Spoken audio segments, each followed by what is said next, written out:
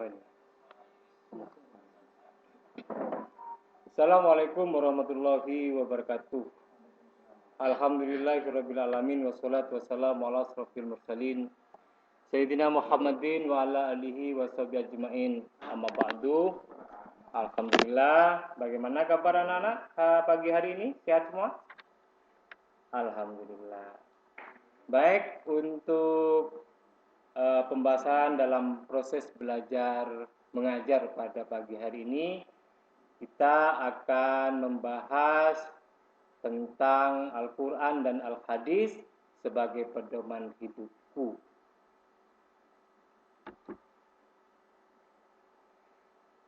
Baik anak-anak, yuk kita perhatikan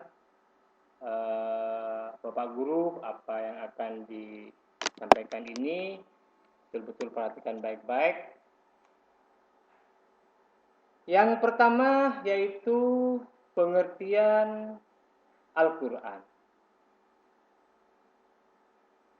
Sebelum masuk ke pengertian Al-Quran, kita pembahasan sudah tadi saya jelaskan, yaitu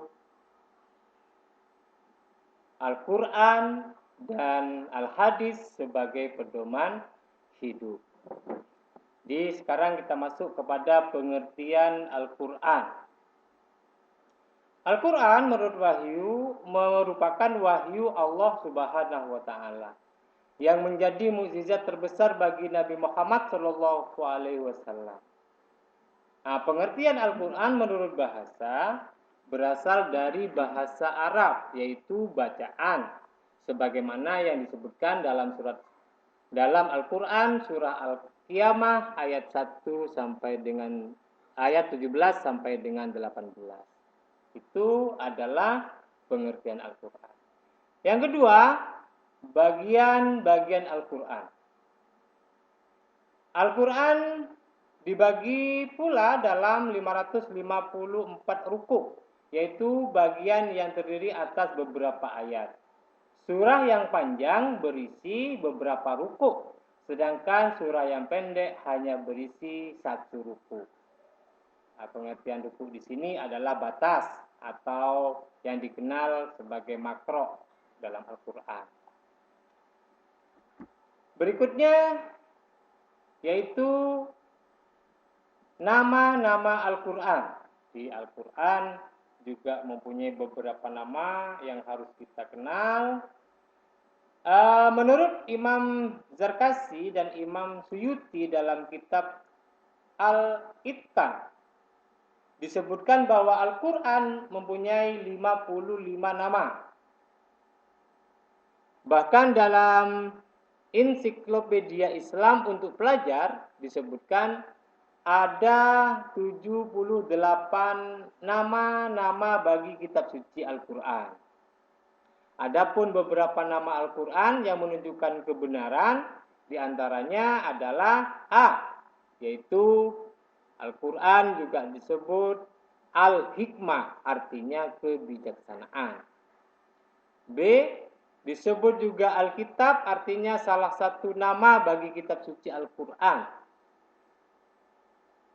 Yang C disebut juga Al-Furqan, artinya pembeda.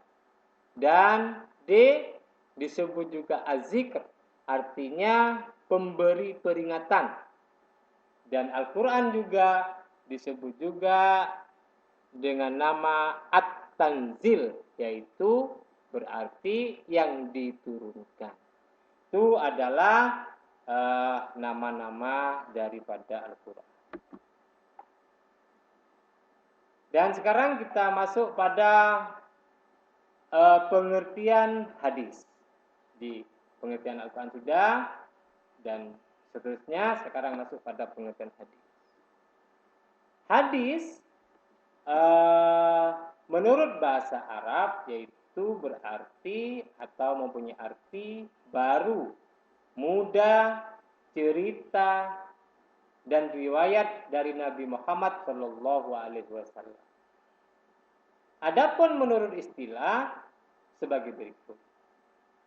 A, menurut ulama hadis ialah segala perkataan Nabi, perbuatan, dan hal ihwalnya. Itu pengertian menurut ulama hadis. Yang B, sementara para ulama usul fikih, yaitu hadis adalah, pengertian hadis adalah segala perkataan Nabi Muhammad SAW, perbuatan Nabi Muhammad SAW, dan takrirnya yang berkaitan dengan hukum syara dan ketetapannya. Itu adalah menurut pengertian hadis menurut ulama dan menurut ulama hadis dan menurut para ulama usul fikih. Dan berikutnya adalah bagian-bagian hadis. Yang kedua,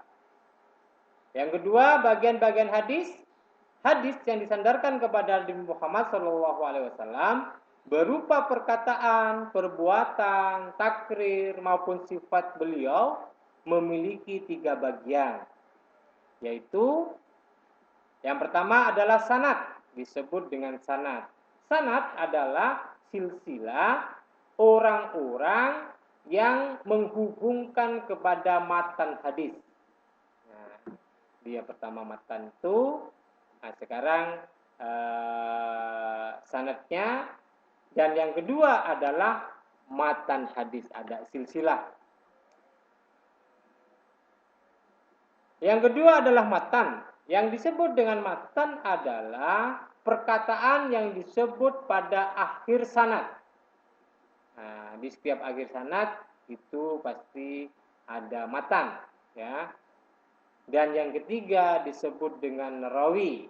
Rawi adalah orang-orang yang menerima hadis kemudian mengumpulkannya dalam suatu kitab. Nah, itu disebut dengan rawi. Oke, paham anak-anak? Kita lanjut kepada berikutnya, yaitu fungsi Al-Quran. Sekarang fungsinya Al-Quran. Apa saja kira-kira yang harus kita ketahui dan harus kita laksanakan dalam kehidupan kita. Fungsi Al-Quran, yaitu banyak fungsi Al-Quran bagi kehidupan manusia, sebagaimana dijelaskan di dalam Al-Quran itu sendiri. Di antaranya yang paling penting sebagai berikut. Fungsi Al-Quran sebagai petunjuk, sebagai pedoman, dan rahmat bagi orang-orang yang meyakininya. Itu fungsi yang pertama. Fungsi Al-Quran yang kedua sebagai penawar bagi segala macam penyakit. Nah, jadi sehingga di dalam Al-Quran ada istilah asy-syifa. Nah, itu adalah obat, ya. Terus fungsi Al-Quran yang ketiga sebagai kabar gembira dan peringatan. Dan yang berikutnya sebagai pembenar dan penyempurna kitab-kitab yang lalu. Jadi kitab-kitab yang terdahulu sebelum Al-Quran diturunkan.